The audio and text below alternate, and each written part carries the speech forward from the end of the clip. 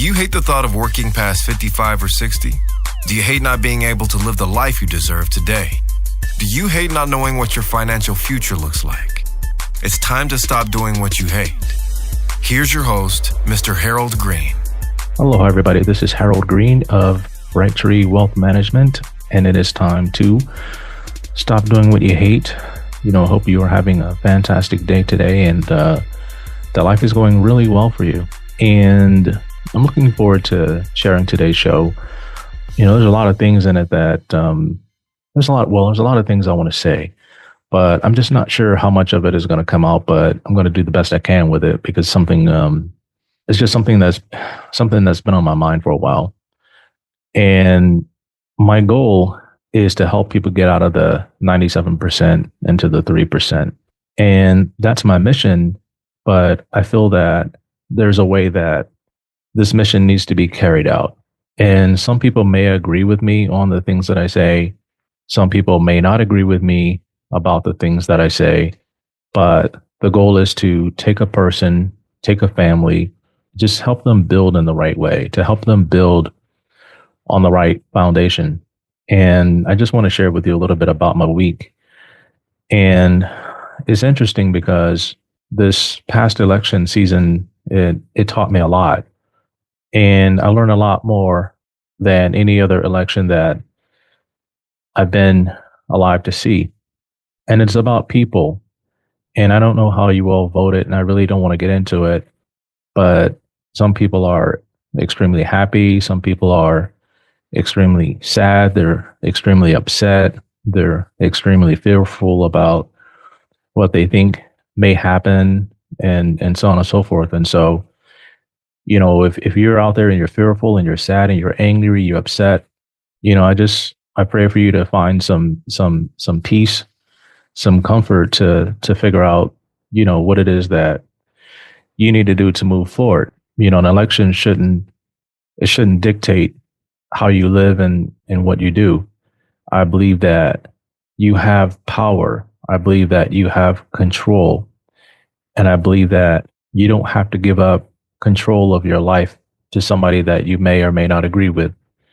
I think that the power is yours and you need to take back your power. You need to take back control.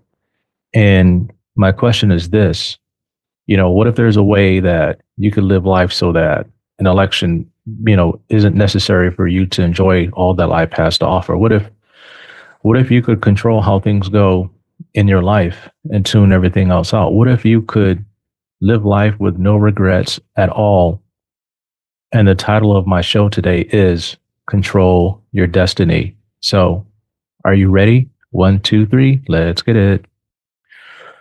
Now, over the past few days, I kind of been contemplating how I could assist more people from the 97% to the 3%. And the image I got was like if I was standing at the front of a plane at the door, helping people off, that, just kind of helping people from the plane to the jetway or, just helping people through a door. And that's what I had in my mind.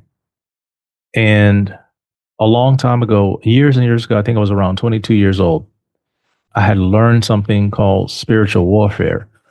And I had just became a Christian and I had met this great mentor and, everybody thought it was crazy, right? I met him at work and everybody just thought it was crazy. And at first I thought it was crazy too, because he would say some stupid stuff, like stuff I had never heard of, right? But as I began to spend time with him and he began to teach me things in the Bible and began to show me things and began to show me how to fight spiritually for the things that were out of my natural control, it was pretty crazy. And there's a lot of things people think that are out of their control. In the natural sense, true, but in the spiritual sense, not so much. You have the power there if you would simply plug in and tap into it. I know this is a financial show, but I think that having a lot of money or building wealth without the proper foundation is kind of dangerous. And so I just really want to walk you through this. And hopefully this is a blessing to you. No, I don't have a church. And I'm not saying that you have to become a Christian because I have an organization that I want you to give money to. That's not what this is about. And I want to talk about taking control of your destiny, how you can fight the good fight without having to physically fight things all the time. I'll give you an example. It's like when you get hired in a company and you get sent to a department where the boss just absolutely hates your guts. And I had a situation that happened to me one time when I was working in a company, and the boss and I, we got along okay, but a lot of people in the department didn't like the boss. And I can't tell you what the reason was, but there was an issue where they didn't like the person. I think it was twofold. And they would always accuse me of like kissing butt and why do you like this stupid boss and so on and so forth. And one of the things I learned was a scripture in the Bible that says, when you do your work as unto the Lord, because he sees everything that you do. And so when I was 22, and I got this job when I was like 23, I learned that spiritual warfare from that other mentor I had. And I figured out this. I could have tapped into that and said, you know what? Yeah, this boss is racist or whatever, blah, blah, blah, blah, blah. But I didn't do that. I came in extra early. I worked extra late, even though I didn't have to. I got a pay raise 2 weeks after being there, and I got promoted to a position that paid me double my salary after being there for like 3 months. This is insane. But here's what you can do. One or two things. If you got that crazy boss and they just don't like you, one or two things you can do. You can pray for God to intervene and like soften their heart to show you mad favor while you work as hard as you can to like show them how valuable you are to that company. Or you can underperform, make excuses, badmouth them to your coworkers, whatever. And one of the things I see in the 97% is that they always think that they have like little to no control over how things go in their own lives. They think somebody else who's like more powerful than them controls the world and they're just pawns in it. You know, the rich and powerful rule everything and I have no control. I hate rich people. Why I heard a lot of that stuff and it's just extremely crazy because they think they have no control. Or like how I used to be, they think that, God controls everything and God is sovereign, and we're just at his mercy, his will and his beck and call. And if he ever wants us to have money, we'll have money. And if he doesn't want us to have money, we won't have money. All those things. The bottom line is this. When you get in your car, there's nobody sitting there beside you for the most part telling you where to go. Before you get in that car where you want to go. You don't start the engine and say, I'll just see where this road takes me. You start your engine with a destination in mind. This is called intentionality. And that's the first step to controlling your own destiny financially, physically, emotionally, spiritually. You must be intentional. And many people lack intentionality. They just lack it. It's not important to them. And if this is the case with driving and everything else in life, why when it comes to money, it's a major issue for a lot of people. And I've heard people say, well, the love of money is the root of all evil. Well, not the love of money, but the root of money is the root of all evil. They forget to say the love of money. It's that emotional tie. That's the root of evil. It's emotional ties and it causes evil things. And that's an issue for a lot of people. And so this morning, as I prayed and I studied my Bible, here's what came to me. Again, if you try to build wealth without having the proper foundation, it's going to lead to some real problems. It's like building a multi-million-dollar house with a bad foundation. It looks good on the outside until something comes along and tears it down like a storm or just something like an affair, an addiction, or some kind of moral conflict that causes you to make some very bad decisions that's going to lead to total ruin. And I'm sharing this with you folks because having a lot of money with no real direction or sense of purpose is pretty dangerous. It's either money with a mission or money without a mission. And my motto was money with a mission. I like to have money with a purpose because without it, it's dangerous. And I wasn't sure I was going to share this with you folks, but because I don't want to sound like I'm bragging or saying something stupid that's being boastful and different things like that. And when you become financially successful, you're going to be faced with a lot of temptations. And I have likes and things that I desire, but I'm always having to put those temptations down. I'm having to put them down because it's not something that's important to the mission that I'm on right now. And so we were going to lunch the other day, my wife and I, and we went to this Chinese restaurant that, we like it. We were introduced to it by some friends and we like it. And it's right across from the Ferrari dealership. Come on, man. Like, one of the things I always say is when you focus on something, what you focus on, you tend to get. Like, it's powerful. Like what you set your mind to, the mind is a very powerful thing. So driving out of the restaurant parking lot, I took a left turn because it's like catty corner or whatever, diagonal to the restaurant. And I was like, oh, let me just pull up in here to the Ferrari dealership. Okay, yeah, I did. I pulled up in there and, we just drove through the lot. I think I had Bentleys, Ferraris, Maseratis. Like, I was like, whoa, this is cool. Because I research a lot on cars and performance and power, just all the technology, different things like that. And she's like, you plan on getting one of these? And I said, no, not right now. I just want to just drive through here and see what they got on the lot. So they had the 4.5, I think the 4.58s, and I think I saw an 812. I really want an 812, but an 812 was 599,000 bucks. It's an expensive car. And I was kind of like, okay, what if I bought this car? What would it mean to me? And it would be a lot of fun, but it would take away from my everyday mission. I would be so focused on cleaning the car, driving it, listening to the engine. Like, you probably wouldn't be able to pull me out that doggone thing. I'd probably sleep in it, eat in it, just stupid stuff. And sometimes these temptations can overcome you. They can overwhelm you because, again, I don't build wealth with buying cars and buying houses in mind. I build wealth for another purpose that I'll share with you folks at some later date. But to me, it's a righteous cause. So I want to share with you how I've overcome some things in my life to get to where I am today. And years ago in my life, I felt like I had no real say in how my life went. I felt like I was damned. So therefore I acted damned and I made damned decisions. And it was just like one thing after the other. You ever felt like you get on this hamster wheel and it's just like, there's nothing on there but bad things. And that's how I felt until one day after, giving my life to God, I was standing in the park talking to a man about my past. And during that time, I've been praying and fasting and trying to learn as much as I could about business life and just God things in general. And I say this because spiritual warfare is about prayer. It's about, getting your body under control. Fasting is about separating yourself out from things. I would fast from food. I would fast from water. I think one time I fasted for like 7 days straight with no food or water. Like I was trying to dial myself in to God to like learn as much about life and where I needed to go as I possibly could. And it was crazy. I would wake up at 4:30 every day almost and drive to a place and just like a park by the ocean. I would just read my Bible and pray there until 6:30 or 7. And then I would go to work.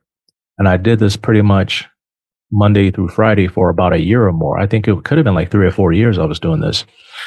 And it just became part of my practice, of my faith and my journey.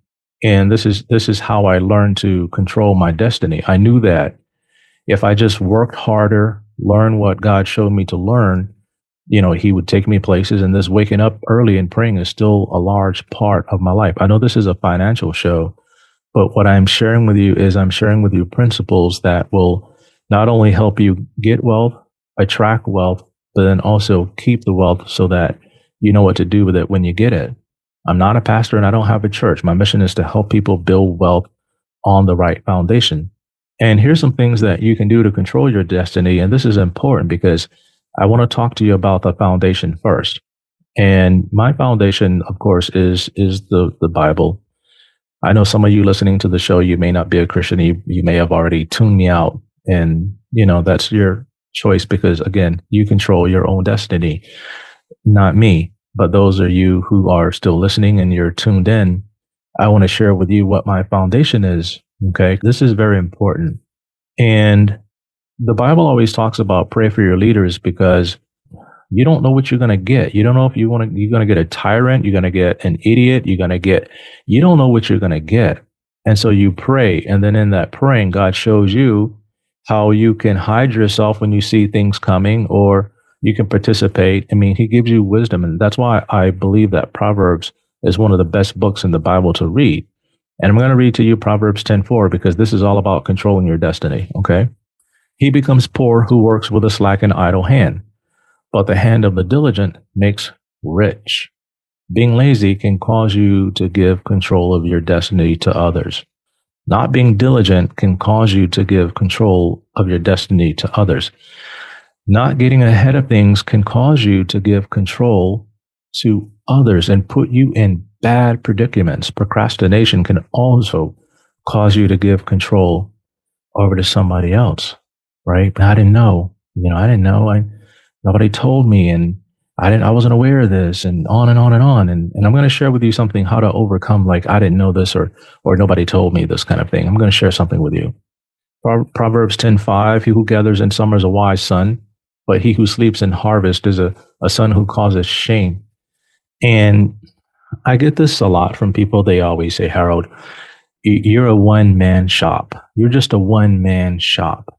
And if you go back to that Bible story about David and Goliath, David he was a teenager, and he was a sheep herder, and he said, I fought the lion, I fought the bear, and took them all out. Because David, his secret weapon was God's power. And although I'm a one-man shop, before I got into this investment thing, I told God, I said, look, investment world is tough, because there's a lot of things that can jump up and bite you in the butt. And I need wisdom. I need help. I need guidance. Now, I don't always hear God perfectly. Sometimes I make trades that I get sideswiped. A DOJ investigation comes out, and boom, now your stock is down 60%. Stuff like that happens. But the only thing you can do is pray and say, okay, boom, I see this. Now what's next? I see this. Now what's next? What's my next move? How do I make these losses up in this position? Do I take the loss now? Do I rotate the position? And then I pray, and I ask, and I seek, and I research. I pray the spiritual. The natural is the research. Faith without works is dead. I can't just have faith that this thing is going to work out. I need to do something about it. And a lot of times, fear paralyzes people. It'll paralyze you, and it'll cause you to give control over to somebody else. And I have yet had a client telling me that, Harold, I'm going to hire you because I'm scared of managing my money. I don't want to lose it. I've never had anybody say that. They've always hired me to get them to a specific place, and they just don't know how to get there. They don't give me the money because they're afraid. But if you do give somebody money because you're afraid, it's never going to end well. It's not going to end well. You're going to come up short somewhere, and I may talk about that a little bit later. Another thing I see is people choosing comfort over efficiency in their finances, and that can also cause you to give control over to others. And I've heard tons of stories about people taking the path of least resistance because the path is paved, it's well lit, the view is good, I don't get sweaty, there's no animals or anything that can get me on this path. It's just a nice stroll. And a lot of times at the end of that path that you're on, it pretty much leads to nowhere. It's a comfortable path, but it's not going to get you to where you want to be. And one of the things I see people willing to give up control over their time for some kind of comfort. Like, some people sit in Costco line and buy gas. I'm not against this. I'm just saying, if you look at your time, what your time is worth per hour, say you're a salesperson or whatnot, and based on commissions and the amount of time and effort you put into it, you make $200,000 a year, right? But if you can be in the store selling versus sitting in the line at Costco buying gas, you could have made one more commission, two more commissions or whatnot. But if your mindset is, I need to save a couple of bucks on gas, you could be losing out to your team members who are sitting in there getting the people coming in the door. I mean, just different things like that. And I don't know, I've learned a long time ago to overcome that kind of stuff and not kind of give up control of my time just because of a couple $100s more or whatnot. Like, I always fly first class. I always choose a certain airline. I won't choose economy because I feel comfortable not paying the money for first class. I feel good knowing that I'm not wasting money on first class. I hear people say stuff like that all the time, and to each his own. But when you get to a certain level, you understand what you should be doing with that time. I sit in the first class. I enjoy my time there. I use it to either read, catch up on stuff, listen to shows, podcast shows, and then get ideas so that when I get off the plane, I'm not getting off the plane tired or, mad because the guy next to me weighs 500 pounds or some kid is kicking my seat or just something like that, just to save a few $100 or whatever, or $1,000 or whatever it might be. I know that if I just go make a couple more trades or even one trade, we can do that. I can cover the cost without a problem. It's just mindset. So I refuse to give up control of my destiny over money or anything like that. And so I think the time could be spent researching something new or whatever it might be. Another thing I find that people give up control because they procrastinate. And one of the things you can do is you can go do these procrastination surveys online and see how you come out. But years ago, I took a procrastination survey and I didn't do too well. And I learned a lot about why I always felt out of control. I always felt like, man, things are not going in my favor. It was two things, and I'll be very honest with you. Number one, I lack knowledge. I just didn't know what I didn't know. People perish and suffer for lack of knowledge. And number two, I lack wisdom. Not only did I not have knowledge, I didn't have wisdom to apply the little bit of knowledge that I had. I was in a bad spot. So I went on a mad journey to learn as much about my field in financial planning and investments.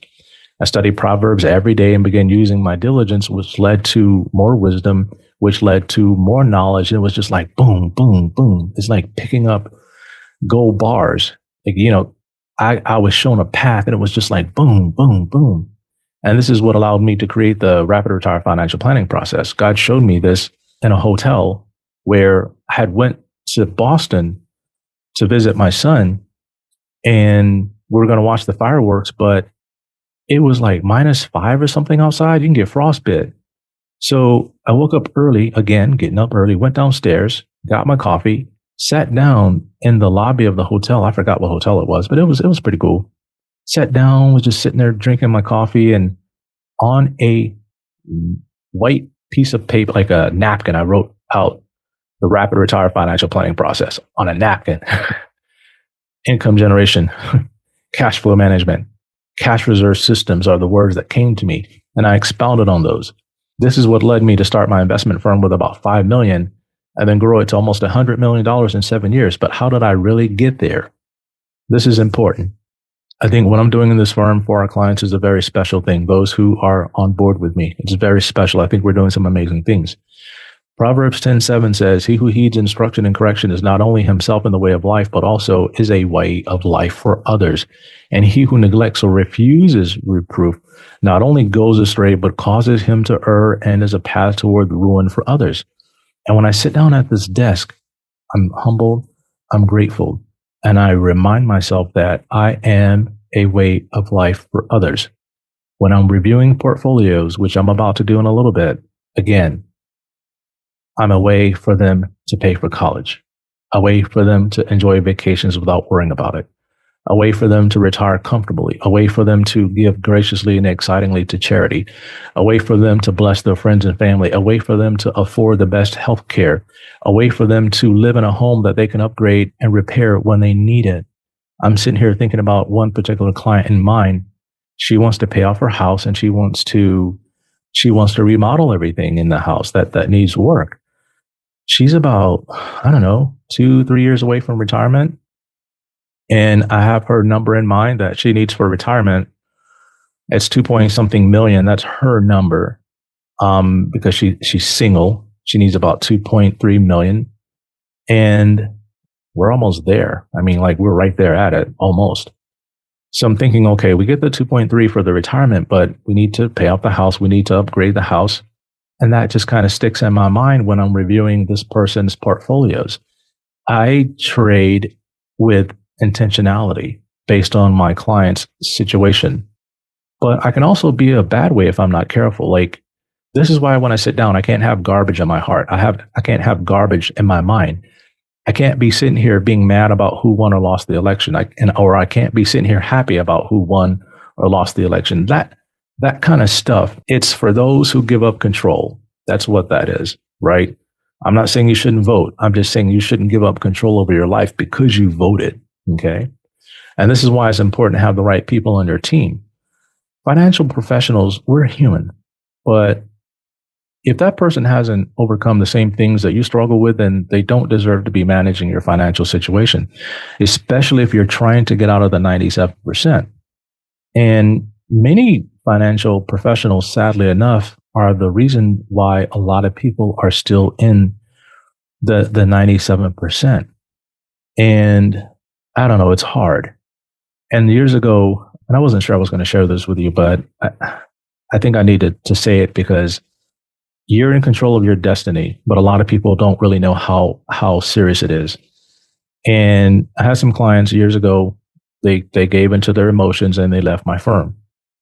And they were left millions of dollars, and I made them a lot of what they had. And they called me one day and said, "Hey, we're going to go in a different direction. We don't like where you're driving us to, and we don't like how you're driving there." And I'm sitting here thinking like, I'm doing everything that they've asked. I don't know what's changed. And then they told me somebody referred them over to this other person that, supposedly they knew a lot more about this, that, and the other than I did. And I don't remember what it was. I don't know if it was about Social Security or something crazy or whatever it was. And I don't know if they had went to a Social Security seminar or some kind of annuity seminar or whatever it was. But I knew that they were in control of their own destiny. I knew that it was their money. They could do whatever they wanted to do with it. I was grateful for the opportunity to have worked with them, but also at the same time, I was devastated. I was crushed. And I think I might have even cried about it. But I know what I did do. I prayed about it. And this is what I came to the conclusion of. I had spent so much time, as I do for all of my clients, building the portfolios, adjusting it, giving it everything I had. And when I asked if I had done anything wrong, they said no. They just felt more comfortable with the other person because they liked them, I guess. Honestly, the truth is it doesn't matter anymore because whoever they chose apparently was a bad choice based on what I found out later. This person altered the trajectory of their financial plan and they just drove it into a ditch. They took all these millions of bucks, gave it to this person, and they ruined it. And I felt bad for them, but these are some of the things that I think that are out of my control. But here's how I handle it because I don't want to have any regrets. I don't want to be looking over my shoulder all the time. Now, if a client leaves, I want to make sure I did everything I could in my power to prosper them, grow their wealth. And at that point, again, the choice is simply theirs. It's their destiny. And if you feel your financial future is out of control or the destination that you think you're headed to, it doesn't look too hot, you can take action. All right. You don't have to keep procrastinating and putting up with working with the wrong people, having the wrong people on your team. You don't have to keep doing that just because it takes time to change, right? It takes time to learn a new strategy. It takes time to learn a new methodology. That's okay. 3 things you can do. Number 1, take assessment of where you are. Where are you right now? When you retire, will you have more than enough or you just will retire and just hope for the best? Number 2, you can create a plan to get out of where you are if you're not happy with the current situation. And then number 3, if you can't do it on your own, you can hire somebody. Just make sure that they lay out the roadmap and then show you the destination. All right. And then understand all the things that are on that path to that destination. And I'm going to leave you with this. Thank you for listening to me today, but I want to leave you with this. And this is pretty important. You've been given the power to create an amazing life. An amazing life. One of the things I confess in my affirmation is that I live a great and amazing life. Is it great and amazing yet? Parts of it is. Parts of it, I still got a lot of work to do.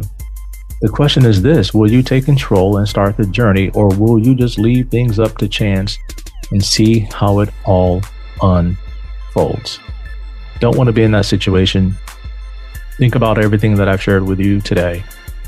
If this message has been a blessing to you and you think that I would be a good fit as the person to lead you, guide you, and feed you the things that you need to get where you are from where you are today to where you really want to be to live a great and amazing life, I want you to call my assistant Beverly, see if I can find a hole in my schedule to talk to you and see if I can just take you to the next level, because I think we can do some pretty amazing things. So thanks again for listening in to my show today. And until next time, everybody, 1, 2, 3, let's get it. This is thepodcastfactory.com.